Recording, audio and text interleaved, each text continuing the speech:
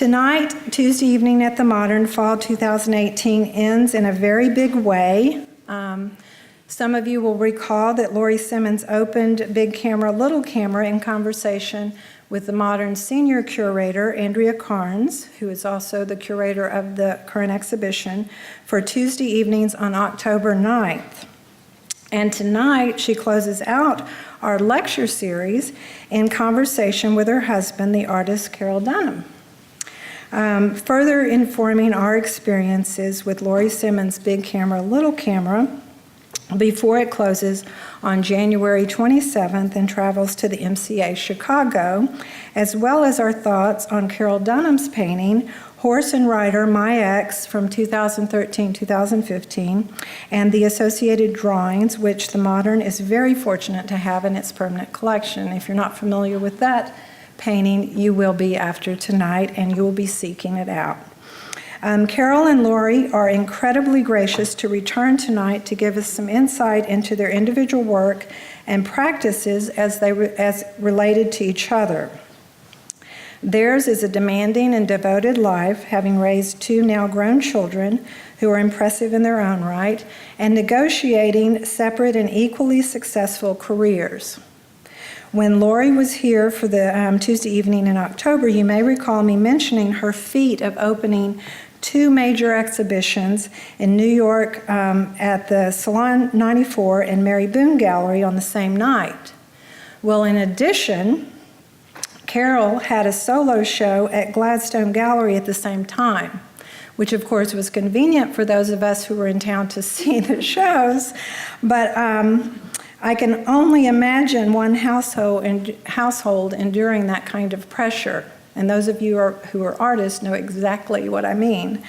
That said, they make it look easy, just another thing that they do. I could go on, but you are all already believers, and I think I might make them uncomfortable if I do so. So I will stop there. As for their resumes, they are packed with exhibitions across the globe, and both Laurie and Carroll are regularly in the news with interviews and reviews. Carroll gave a lecture on his work last February, and as mentioned, Laurie was here in October, so I won't lay out all their accolades again. Chances are you have come across them if you frequent art sites and or publications, as well as fashion magazines or the New York Times. I will just close with a quote from Art Forum on the work of Carroll Dunham and a couple of other figurative painters that I think aptly captures what both Carroll and Laurie do. In his September 2018 article, Human Nature, Dan Nadell wrote, quote, "Attempting to render what it is to be human is an absurd task, which makes it all the more urgent." This seems to be a very good time to hear from these two artists, husband and wife. So if you would, please join me in welcoming Carroll Dunham and Laurie Simmons.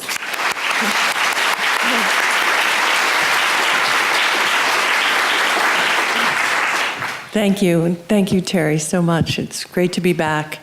And in fact, we were here a month ago for the opening of my exhibition. It was 90 degrees, and there were Beto signs in all the yards, and I don't know where they went, but that's sad.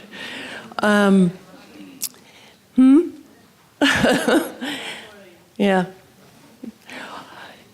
So here we are, and we've only lectured together about our work once before in 2010 in Aspen, Colorado, and at that time we said we would never do it again.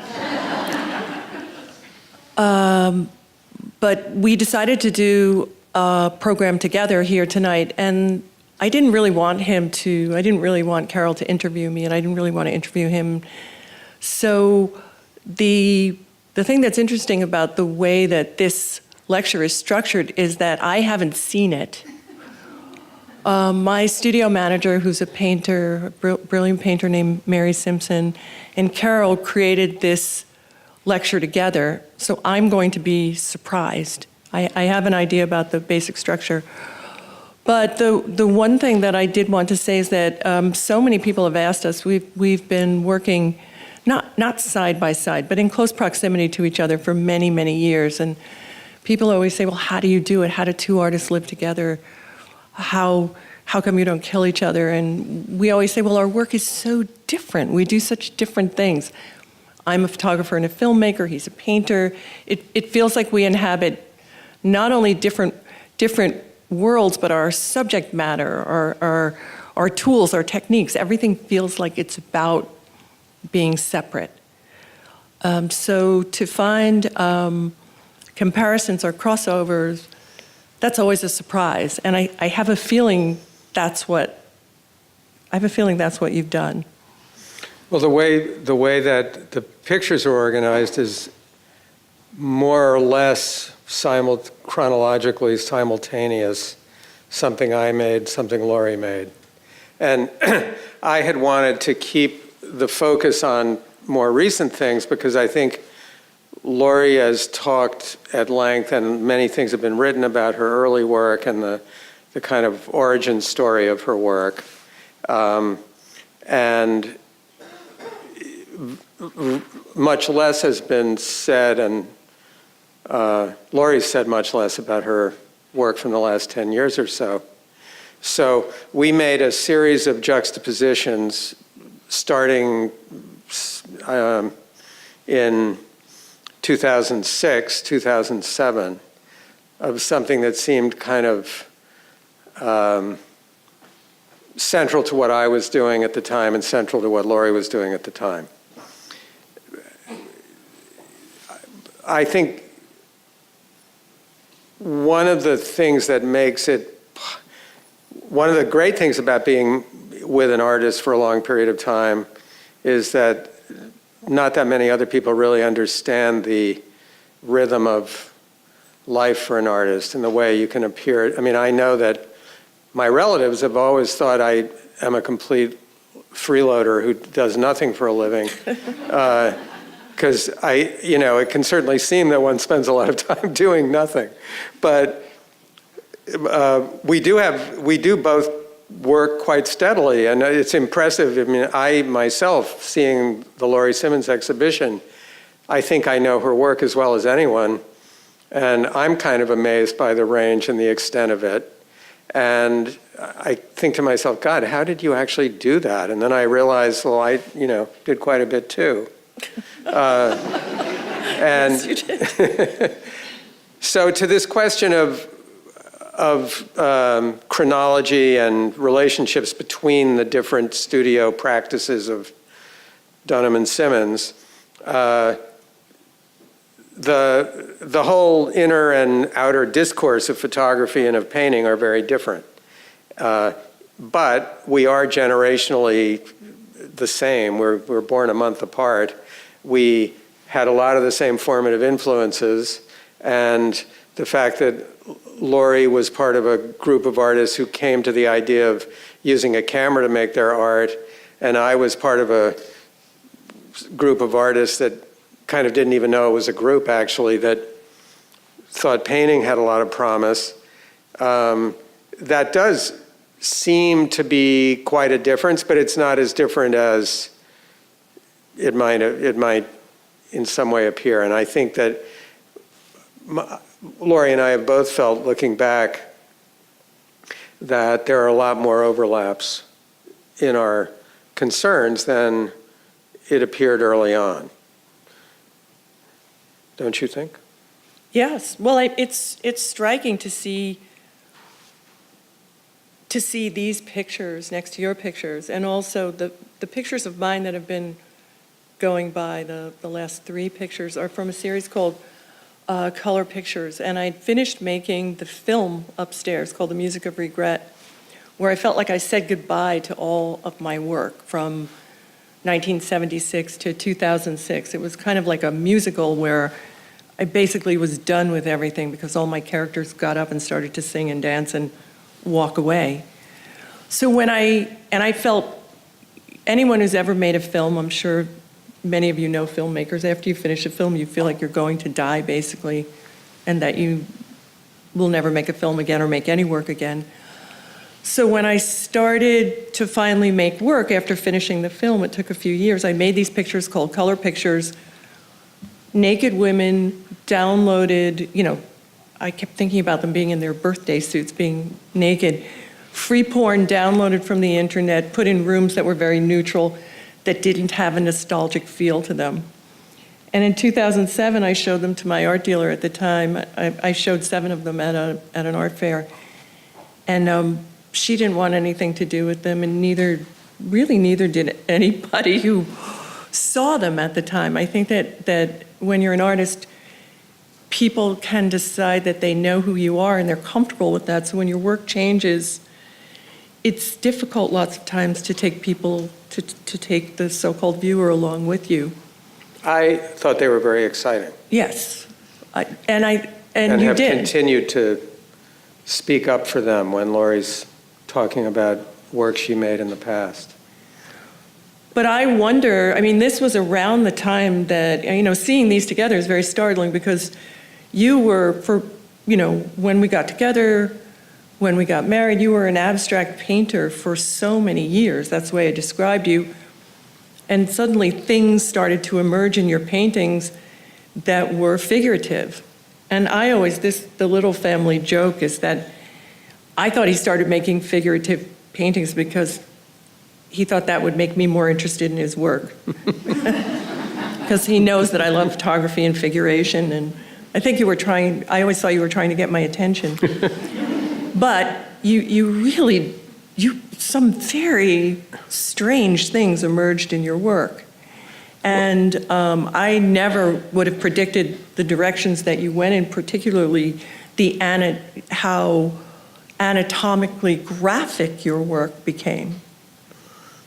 No, I don't think I've said often that I don't think the younger version of me could have imagined or probably countenanced the work that the older version of me is doing. But I think that the language, I did start my work thinking entirely about the history of so-called abstraction in modernist painting and wanting to continue that, and thinking that it wasn't played out as a train of thought in culture. And Laurie started out taking pictures of stuff.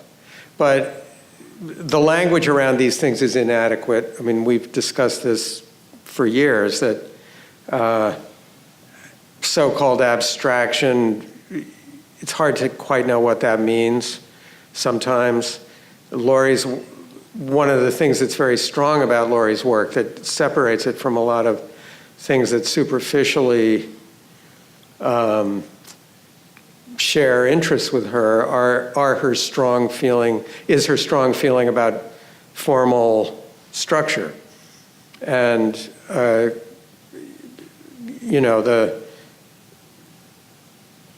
the subject matter in photography, in a way, seems to always be the point, because photographs don't have surface and they're not made physically the way paintings are. But there's an enormous amount of, if you will, abstract thinking behind Laurie's work. And there was always a lot of hidden imagery, I think, or not hidden on purpose, but implicit, I guess I would say, implicit imagery in my work, which, implicit subject matter, which has come forward more and more because I couldn't really hold it back. This was sort of to show this is an absolutely idiotic things to say, but they're both green. And isn't that interesting? Yeah. I think you definitely copied me there. Just going back, though, to the color pictures and seeing that juxtaposition of what you were working on and that kind of anatomical full frontal thing, I wonder if, the subliminal message or permission was there from what I saw, going on in your work. Because I know you took a number of those out, right? You told me you had lots of the color pictures in and then you took them out. Well, only to make the number of pictures manageable. There are several in the exhibition upstairs. But the really graphic ones, the really dirty ones, the ones that my art dealer was very uncomfortable with, that are not here, are very graphic. Like, you know, like. Yeah, and I think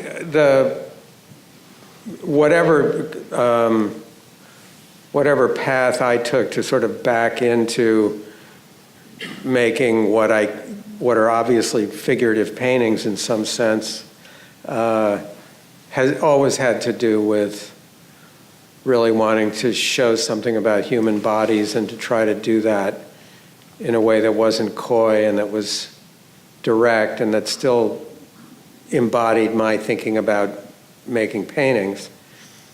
Laurie's pictures of that time, in a way, were precursors to this series that we're looking at now, which were photographed using the Japanese, life-size Japanese sex doll or sex surrogate, I suppose, as a subject. It's called a love doll in Japan, but I mean that's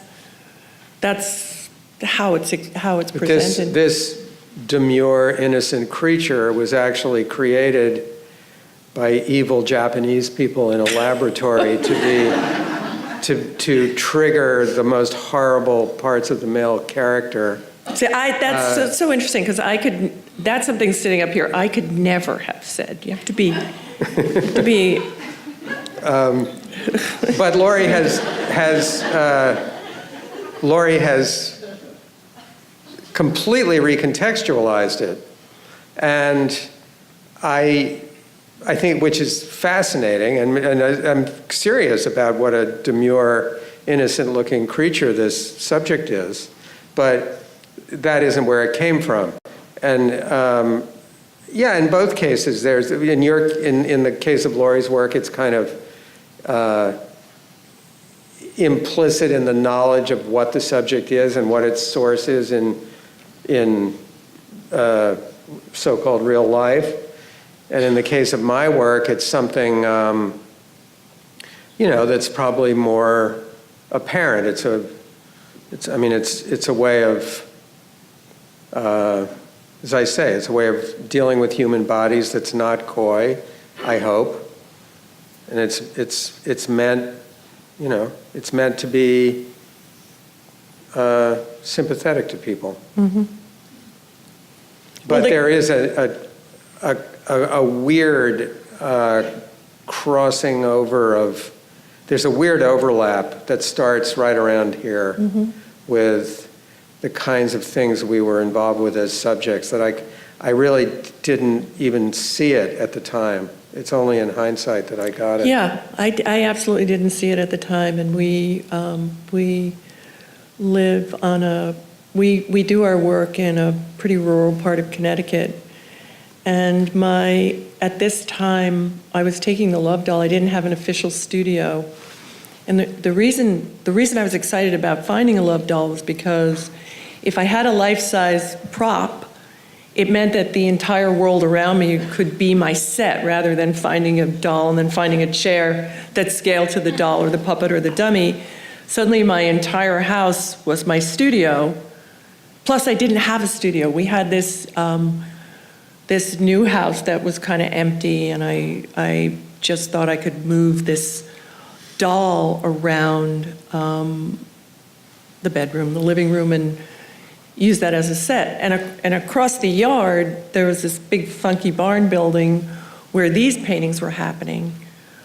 And Carroll would walk, to the studio and then home for lunch and to the studio, and we would visit. But I never got any of the connections that seem like they're formally really there. And what I wanted to say before was that even though my subject matter seems, as Carroll was saying, front and center, I do feel very much like a formalist and a colorist, and that's always been really important to me in what I do. In fact, we've had arguments about who is a better, we both see ourselves as colorists, and one of our arguments is who's actually better at color. I am.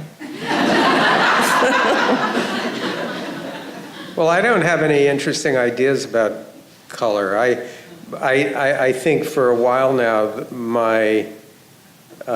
when I was younger and my work was less tied to subjects, I sort of went with the idea that all color is interesting and that the chromatic chords that were created by putting a lot of dissonant, jarring colors together, that was very beautiful to me. But since my work has been more clearly involved with representing things, nameable subjects, it's become more like almost filling in a coloring book. And I would say that that's limited the scope of how I think about color, but it's also made my understandings about it much more subtle. It's odd. I mean, I love this pairing of pictures. Laurie did a whole series of pictures putting that poor love doll underwater, which I think kind of ruined the mechanisms of the love doll. But not that there are no gears or anything in there, but it has articulated joints and things that got kind of messed up. But anyway, carrying this 60-pound piece of machinery around and putting it in a swimming pool is a very different sort of activity from what I do, which, as Laurie says, is work all morning, eat lunch, work all afternoon, do that day in and day out. Eventually paintings happen. So one wouldn't know for a while that such overlapping concerns were even taking place. Whoa, that's an interesting one, too. That's a photo, my photo is called The Jump. And, we had the love doll positioned. Actually, the bottom of the love doll was sitting on thank God for the digital age, but the bottom of the love doll was sitting on my assistant's wife's head. And I had an assistant at the time who'd been one of my students who was, this is 2009 or 2010, who was fantastic, really skilled digitally, so we were able to Photoshop out everything and kind of clean up the photo, which is something I never could have done in the olden days of when I shot. If there was a string in the photo holding up an object, if I could see it, I would reject it. But in the last photo, just to elaborate on, the love doll didn't sink, so we had one person kind of shoving it into the water like a bullet, just making it seem like it was diving. And what I was thinking while Carroll was talking was that his life as an artist is much more like a job, and I'm out in the field. I get to go out and do things and play and have these adventures. And I've often felt like you're a little bit envious of that. Yeah, I mean, no, it's an interesting thing that it's a real difference in the. Think a lot about. I mean, I think that there's no playbook for being an artist in this day and age, and you have to kind of make up for yourself how you're going to do it. And so the fact that I spend the only way my work happens is basically if I'm alone in a room. And the way Laurie's work happens more and more is is in a kind of social space where she has people that help her, she has sources for material, there are labs that make the pictures, there's a whole series, like an ecosystem that Laurie's work arises out of. And there's a shopping component that's really, really fun. Yeah. I mean, I think you've managed to, however much I might carp about, spending so much time alone and whatever, obviously it's what I chose. Yeah. I mean, no one put a gun to my head. So, and there's certainly plenty of examples among our peers and other artists working today who have found a way to make paintings in a much more collaborative social space. So, and that's not me. So it's a little disingenuous for me to feel too jealous, but I'm very aware of the difference. I also benefit from the fact that Laurie has people around who work for her who I get to see, so I'm not, I don't go days on end without talking to other human beings, which I probably would if I were left to my own devices. Yeah, I think you create the studio situation, the practice that you really want, that you really desire. And, a couple images back, which is called 20 Pounds of Jewelry, how else would you get a chance to order 20 pounds of jewelry from eBay? You see that as a lot being sold on eBay, and it's like, who would buy 20 pounds of random, jewels? And so it's that kind of those kind of adventures for me, like finding the love doll or finding a prop or knowing that I have to go out into the world for some sort of inspiration.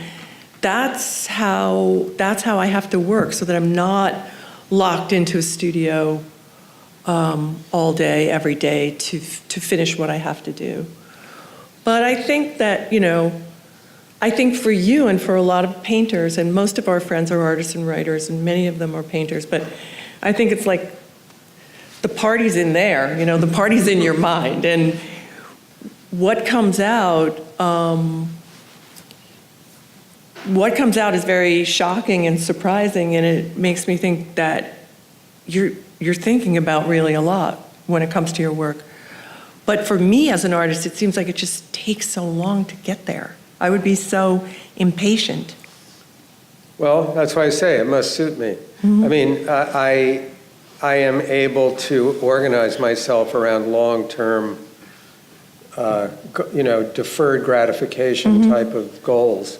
And I'd say for the last part of my life, most of the work that you're seeing in this in this PowerPoint, I tend to work over spans of time like minimum of a year.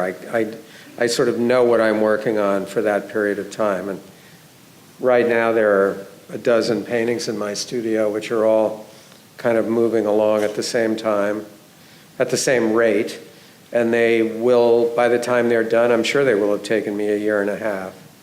And I'm okay with that. I find it gives me a lot of time to understand what really interests me in the work and what seems trivial. And Laurie's work is much more of a sort of phase of organization. Then there's an eruption where an enormous amount of stuff happens mm-hmm. very quickly. And I mean, Laurie can make, I don't know, 100 pictures in a day once she's. But it's 100 pictures of the same setup. Yeah, but it's 100. It's 100 different things. It's. I'm not saying That's not a literal number. I'm just saying to like make the point. It didn't take a day to make 100 of the pictures in the show. You don't make all those pictures in one day. No, but no, of course. You're just talking about the camera. I'm trying to make the point that after a long period of organization, gestation, collaborative planning, a lot happens very quickly. Mm-hmm. In my case, it's almost the exact opposite, where I know the area that I'm operating in because I do a lot of drawing. They're not drawings in the sense of plans, but they're drawings that familiarize me with the area of where my interest lies. And then once I begin a group of paintings, I'm in there for a long time. Right. And there aren't, I mean, I'd like to just go back to my picture. I feel like for you, things are mapped out, and then there aren't a lot of surprises. I mean, my observation is that you'll change a color, just say that sky just doesn't work, and it needs to be another color. In the photo of the naked love doll, a couple of my friends were saying you have to shoot the love doll naked.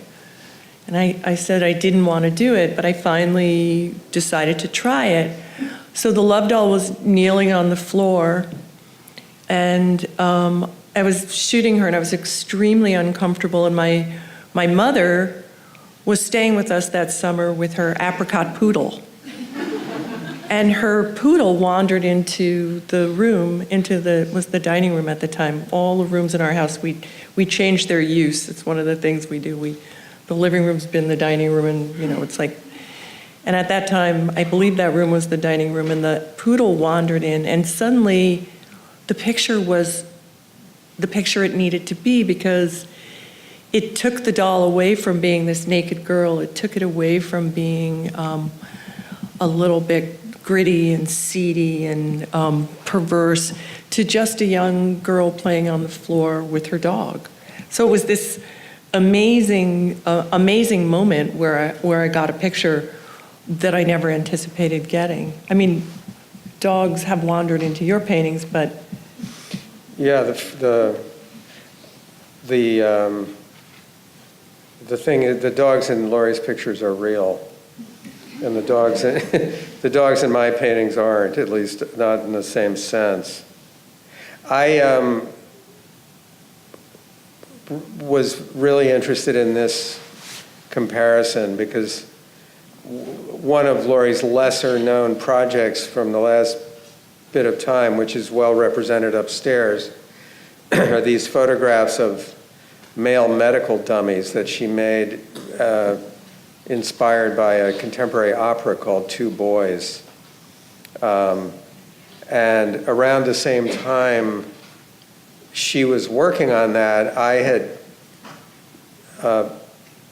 embarked upon a group of paintings that were meant to be focused representations of a white-skinned human female in a bed of flowers, kind of, as you would say, zoomed in on, cropped rather tightly so that the center of her body was the main point of the painting, the main structural center of the painting. And there's something kind of equally creepy and confrontational about both of these things that interested me a lot when we were putting the PowerPoint together. And also, I think it made a big impression on me that Laurie was working with male subject matter, which is something that she's done from time to time. I mean, there was a period of time when the ventriloquist dummies were a big subject. But I had not yet understood that I was going to have to take that on if my use of human bodies as subject matter was going to be complete. I was going to have to account for maleness as well as femaleness, and in some way turn the focus back on myself. But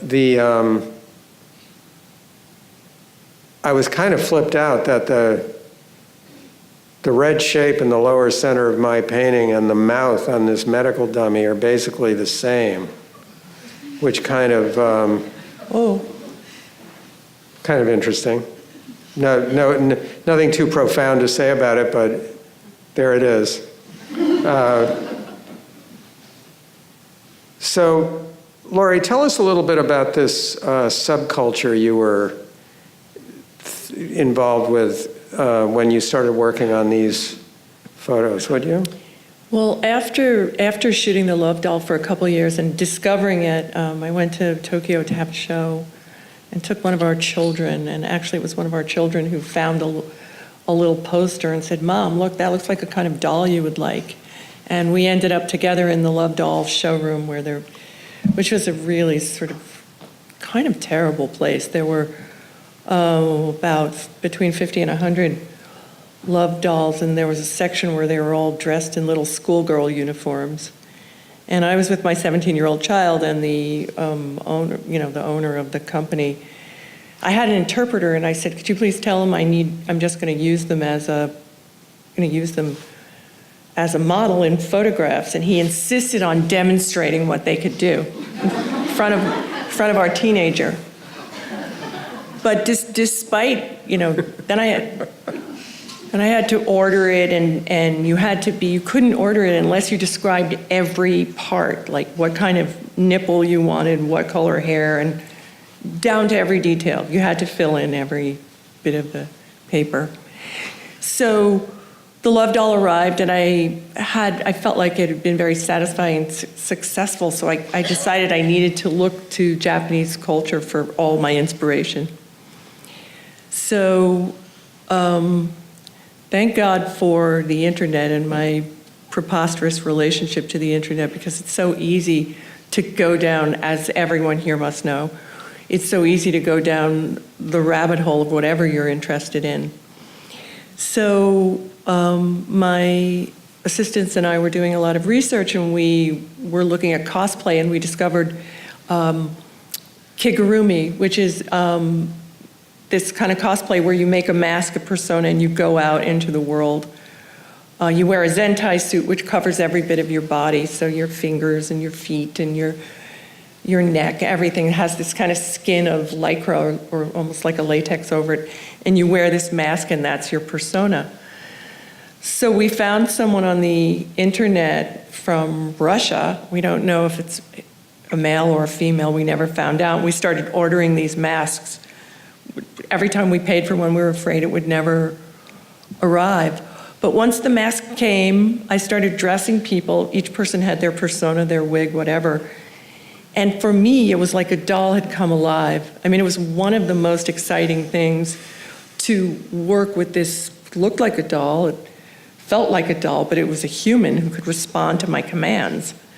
I could say, turn to the left, turn to the right, sit down, stand up, it would talk back.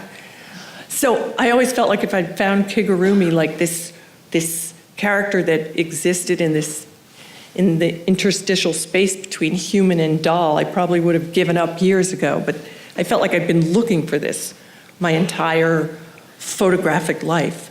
So that's what these pictures are. They're the cosplayers that came to my studio. And in this case, I found a little abandoned house in Connecticut. I mean, I knew it was on someone's property. It was like a little fur family house or something, and I could shoot there. Or a crack house. I mean, something. It was pretty decimated. But it became a great backdrop. And so while Laurie and her assistants were having all this fun, That's a good one. Wow. Alone in my amazing. studio, slaving away over these paintings. This is like Walt Disney on steroids. This is just like... I had been very impressed by the photographs Laurie took of the male medical dummies, as I said, and it certainly wasn't the only thing on my mind, but it's interesting looking back to realize that they did make quite an impression on me. But I knew for a while that I'd wanted to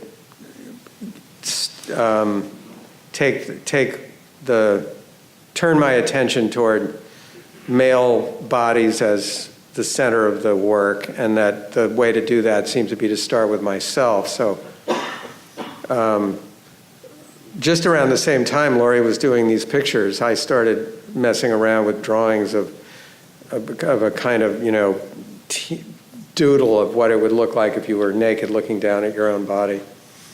And I made a series of paintings about that. And this one was one that seemed to have a weird kind of resonance with Laurie's mermaid subject. But I also, at the same time, was, I can never really let go of some of the things that I see in my head that I want to try to make paintings about that are not so clearly subject-driven. And I liked pairing these two things because of the color. But they don't match. No, they don't match. I mean, but that's... There's a family, a strange sort of family of red resemblance that interested me. And that's such a freaky idea of a selfie, that thing of Laurie's, it's just an amazing image. Also because they seem to share a kind of things being forced up against the imaginary picture plane. I get it, and I like it, but I never would have paired those two together in a million years. No, Fortunately, you didn't have to. Yeah. Someone else did it. So this is the work from my How We See series, which also followed the Kigurumi, and it was another, it also came from my obsession with, Japanese culture, youth culture. I watched so many tutorials of young women painting anime eyes over their eyes, like how to do it tutorials.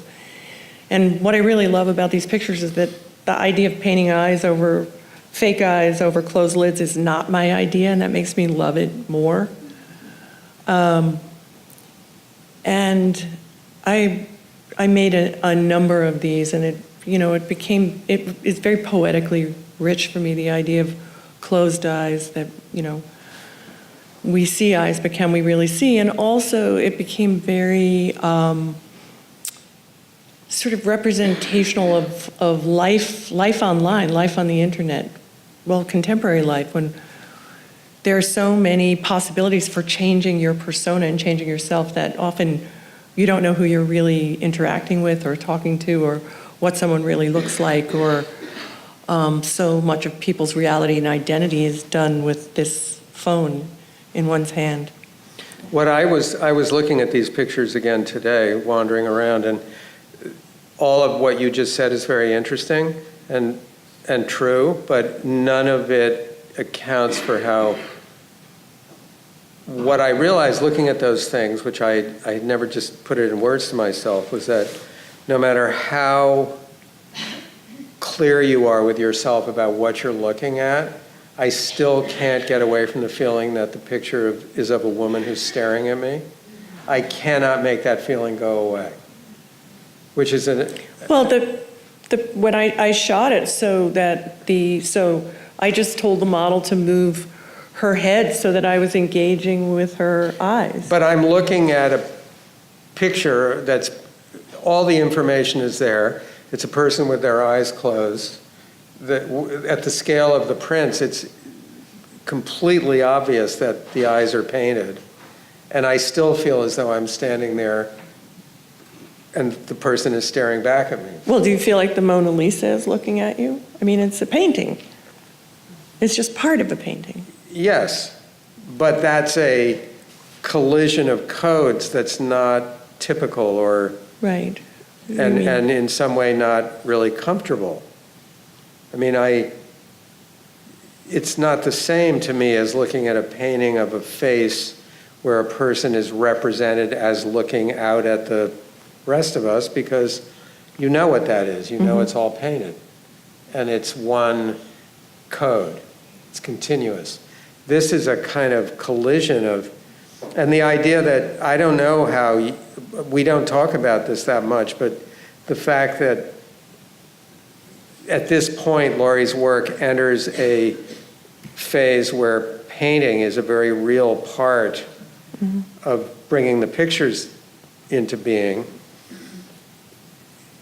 And by the same token, I've started to get interested in what an idea of portraiture might mean within the vocabulary that I'm making up. That's a really interesting pair.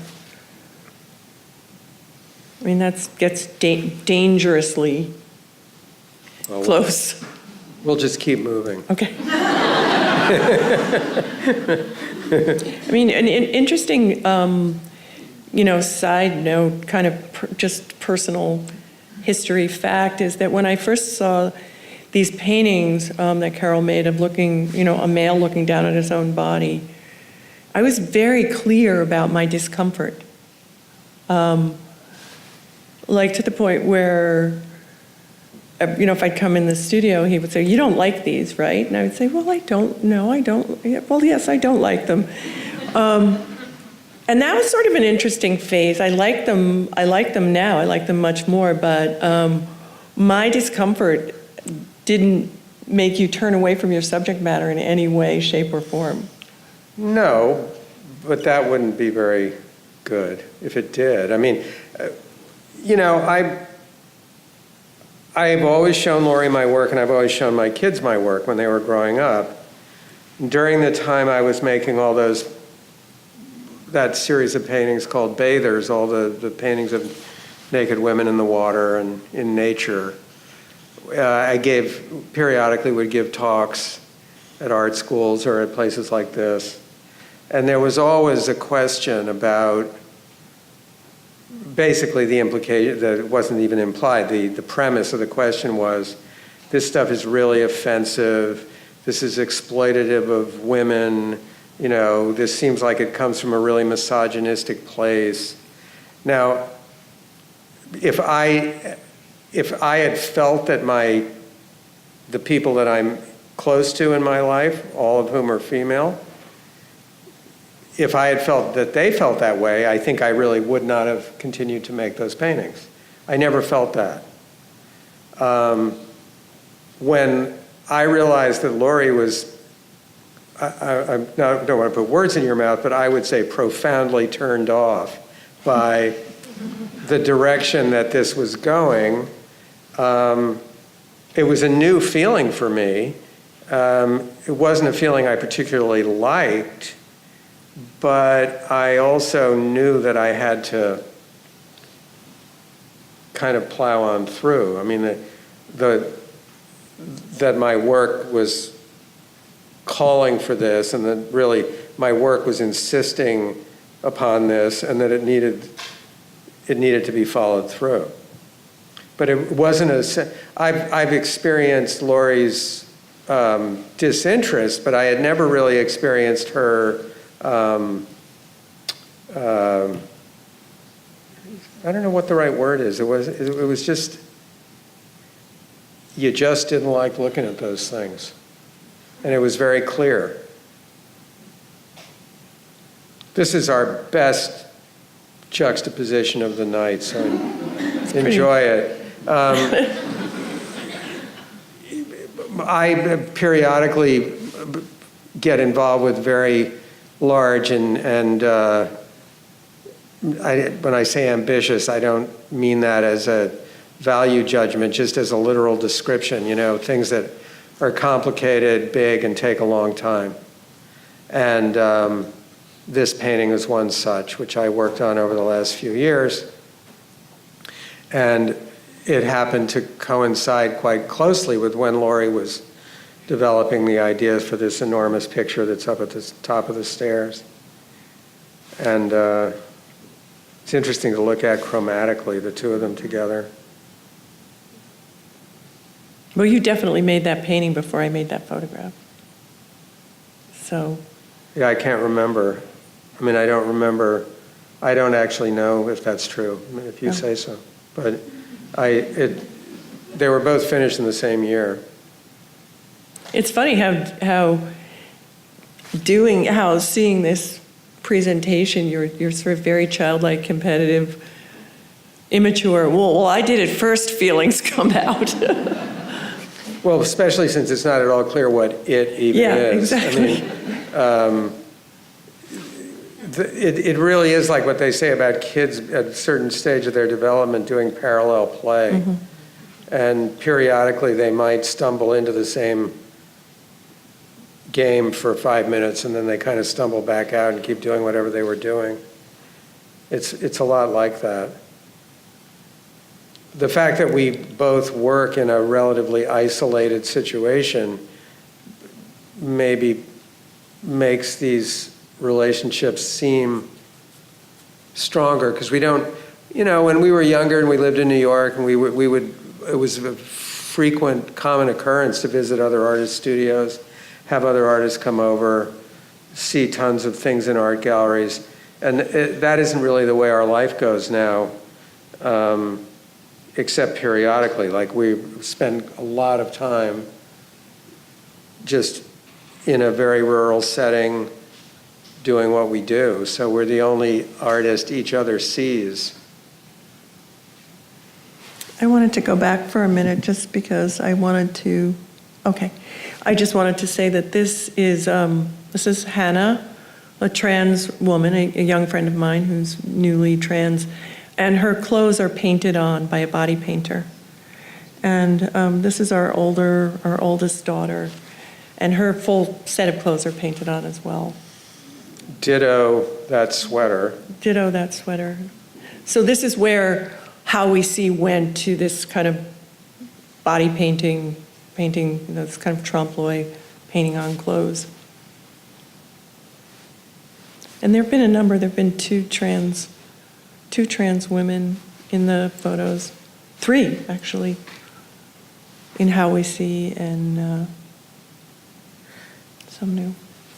And it's interesting, I mean, as probably is obvious by, I don't have models. I don't, have a guy I call who comes and lies naked on his stomach so that I can, I just make this stuff up out of extremely simple components. But Laurie really has models. I mean, I know this woman quite well. She's a friend of our kids, and the day that she came to be photographed in our apartment in New York, I was around, sort of in and out. There were all these makeup artists, and Hayden was running around with no shirt on, and these people were painting a cable knit sweater on her body. And I mean, it's kind of amazing to be around, and it's a really fun thing to see.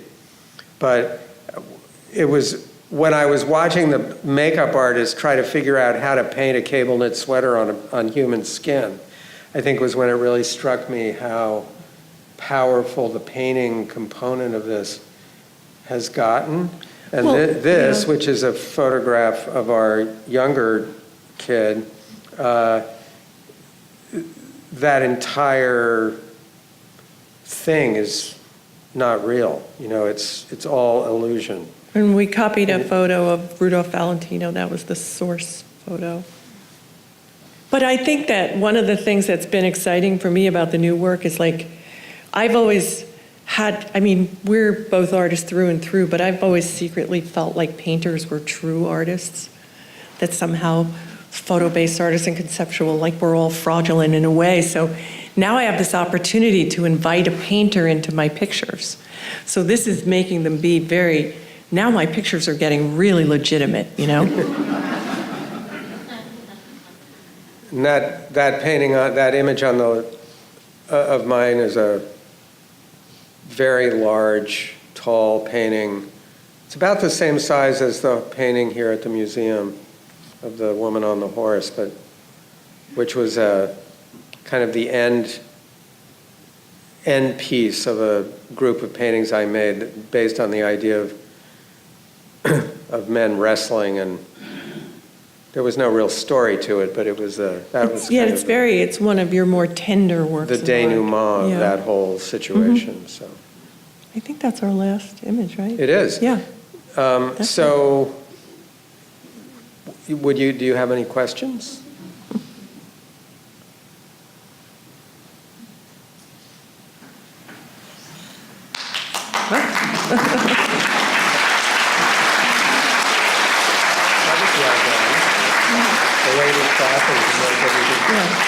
This guy has a question. Yeah. Carol, I've always wondered about the genitalia in your work. I first came across your work with prints at Yulee, and where did that come from inside of you in your development? Just, it's just there. I don't know. I mean, I actually don't know how to answer the question because it's so, to me, it's so obviously just a part of what everyone deals with, or not. And as I said earlier, I knew for a while that I wanted to work with images of human bodies and that I wanted to do it in a way that was sympathetic but not coy or dishonest. So I suppose there's that. Interesting stuff to draw. there's that. I don't know. I think you just give your unconscious free rein. I think you have like a very psychoanalytic relationship to your subject, which is, if I think it up, that's okay, then it's real. Like I don't think that there are any governors on your fantasy life when it comes to your work. I don't know about your regular fantasy life. Yeah, but I mean, that's a thing that I don't quarrel with that, but I'm not really sure that I don't, it's not for me to agree or disagree. I don't think about it in terms of my unconscious or my subconscious, because I'm very conscious of my own genitalia, and so is everybody in this room. Of yours or no, their own? No, but I mean, that's what I mean. It's like, that's why I really, the reason I felt comfortable making the paintings I made of women is because I have a mother. Every human alive has a mother. There is a thing there that we all share. We all came here through the same doorway. So that can't be unconscious unless you're a complete thoughtless idiot. And likewise, male bodies, it's an uncomfortable, culturally uncomfortable representation, and something that seems to bring up all sorts of controversy when it occurs in a really blunt way. But I kind of feel like, these aren't men, these are paintings, they're drawings, they're black lines and bright colors, and I can do this because that's what they are. It's not, Robert Mapplethorpe photographing somebody getting fist fucked. I mean, that's okay, that's controversial. This, I don't know, it seems less controversial than what I see on the sides of buses in New York every day, I'm really struck with both of your work that there seems to be the thing that you present that we all see first. And then there is all of the other information that keeps us there. And if the viewer ever gets past that thing that brought them there initially, you begin to see how brilliantly composed both of your images are. Both of you work this way. So I'd like for you to maybe address some of those decisions you make, for Carroll, for your work. I see you solving the problem of a painting every time. Like that seems to be, but you're doing it with some kind of provocative imagery.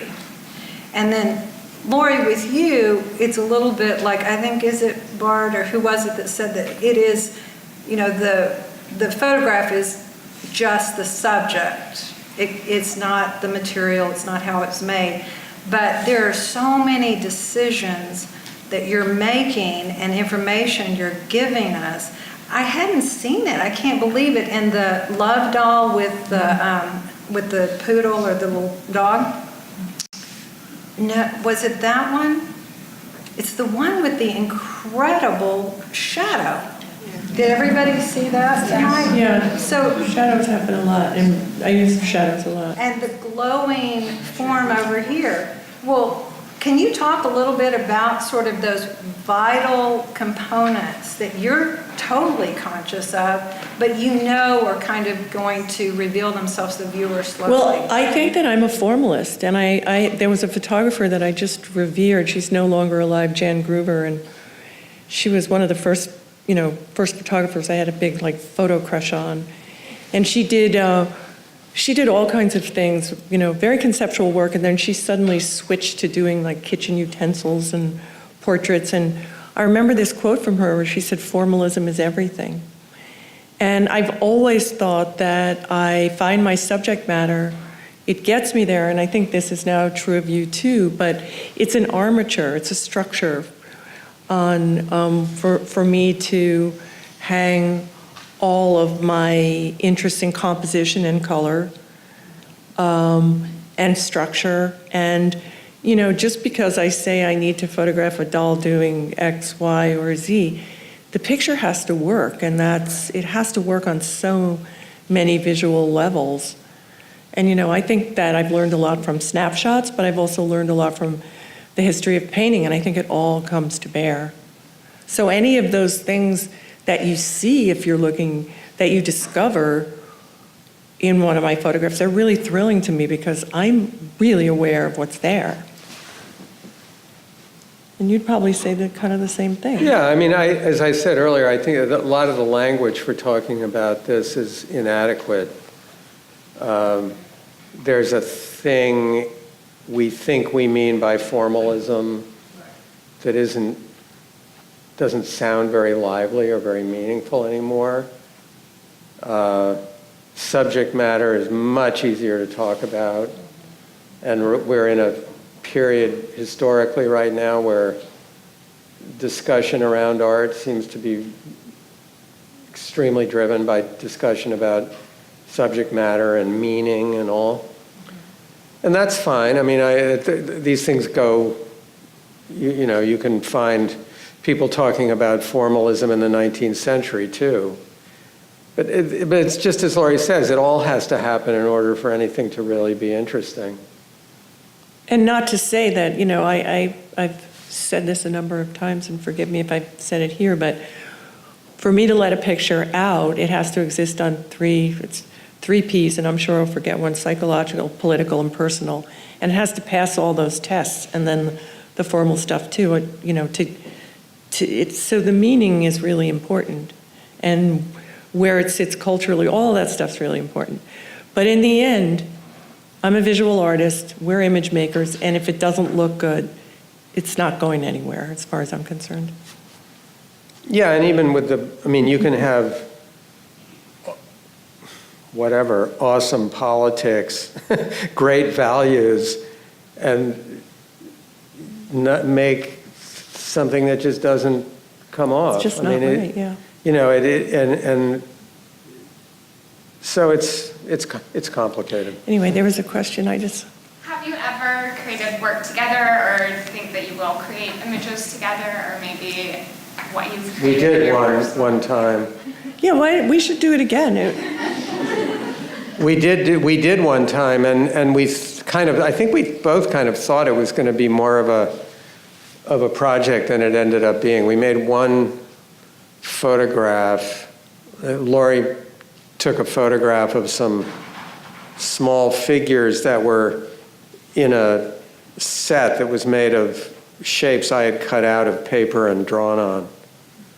And yeah, we like it a lot. It became a really great wedding present to give people like a little. But no, we've never. But I don't think it was for lack of. I don't think we did that and then thought, oh, never doing that again. It was more just somehow at that point it didn't get traction in our mutual brains. But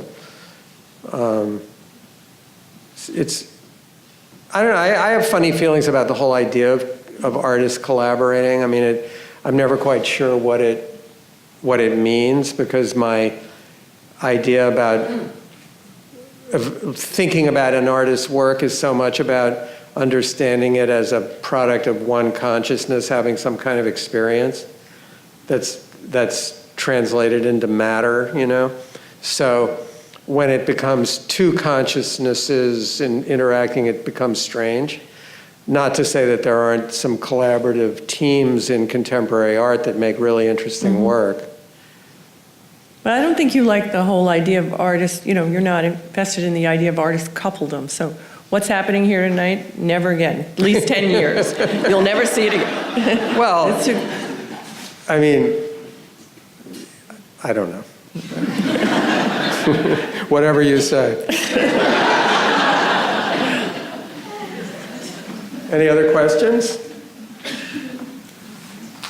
Okay, thanks. Thanks.